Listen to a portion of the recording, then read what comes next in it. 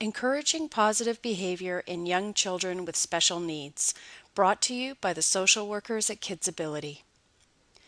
Behavior is a form of communication. When our children act out, we need to begin addressing this by exploring what message their behavior is trying to communicate to us. This will help us determine the best way to follow up. Behavior can tell us things like, I am frustrated, I don't know what you want me to do, I don't feel well, I am hungry, and I am tired.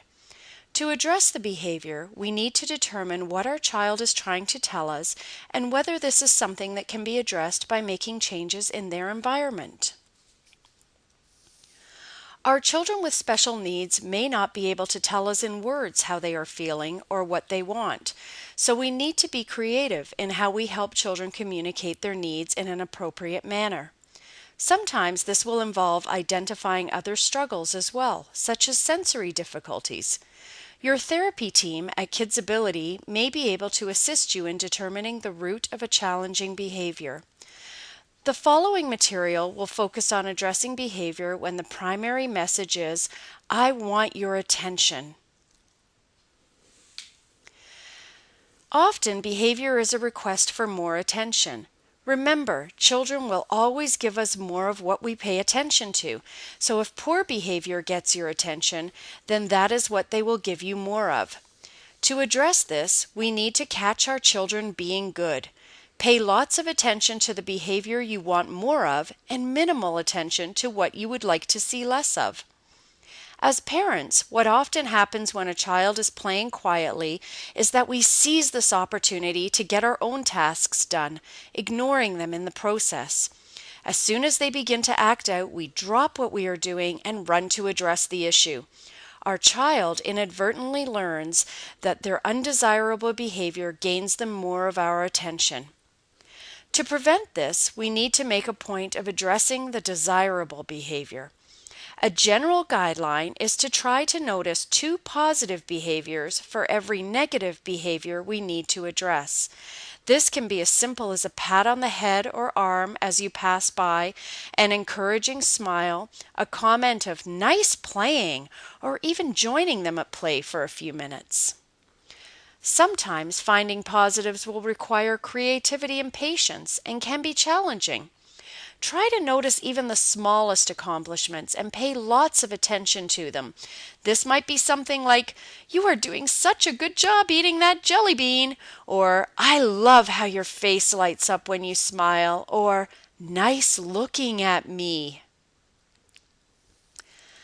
There are a number of strategies that can be used when a child is exhibiting behavior while trying to communicate.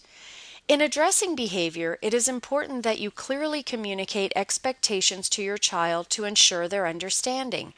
There are a number of ways in which we can do this for children with special needs. Before we can expect a child to respond to a request, we must first gain their attention. This could include tapping them on the shoulder or taking them by the hand. It is also important to ensure that we use simple language that our child is able to understand. For example, Johnny, come to table, rather than Johnny, I need you to come and join the family at the table now, as it is dinner time and we all like to eat as a family, so we need you here with us so we can all have dinner together as the rest of us are ready to eat, which is much too lengthy, or Johnny, come here now, which is too loud, too harsh, and does not clearly state where here is located. In this example, you are starting the request by getting your child's attention, then using clear and simple language and outlining the expectations in a calm voice. It is also important to limit background noise such as TV, radio, and other distractions, and turning these off prior to making your request to ensure that you have your child's attention. In order to help a child who is not cooperating, it is also important to offer choices within the expectation. Using the same example previously mentioned, if your child is not wanting to come to the dinner table, you might provide 2 desirable options in an engaging tone of voice, such as, you can walk here all by yourself, or I can give you a piggyback ride to the table. You can also use visuals to supplement your verbal instruction. A first-then board shows in picture format what needs to happen first in order for a preferred next step to occur. It is important that the more motivating activity comes second. In this example, the expectation is that the child will complete the puzzle prior to watching TV. The lower sample illustrates a visual schedule. Visual schedules help a child to organize their day by showing them what will happen next. Visual schedules can also reduce anxiety and help with transitions. Note that an activity might be repeated in a visual schedule, such as in this example where the activity occurs more than once in the sequence. In order to encourage an appropriate behavior to happen more frequently, you need to find what motivates your child. Children are motivated by different things. It is important to identify what motivates your child, as this will be unique for each child and may be impacted by their own developmental level. Is it TV or computer time? Is it a special food? Is it a favorite toy or outdoor activity? Motivations can be used to start and to maintain wanted behavior. Once a child has begun to respond to these, they can be used to encourage more of what we want to see.